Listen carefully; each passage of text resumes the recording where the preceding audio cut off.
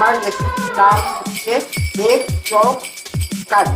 তার জন্য লাগছে ডিম দুটো নিয়েছি, একটু আলু সেদ্ধ নিয়েছি, আলু ডুমো করে কেটে সেদ্ধ করে নিয়েছি, লঙ্কা কুচি, আদা পেস্ট করে নিয়েছি, পেঁয়াজ পেস্ট করা, লবণ, হলুদ, বেসন, একটু আখের গুঁড়ো, শুকনো লঙ্কার গুঁড়ো, জল।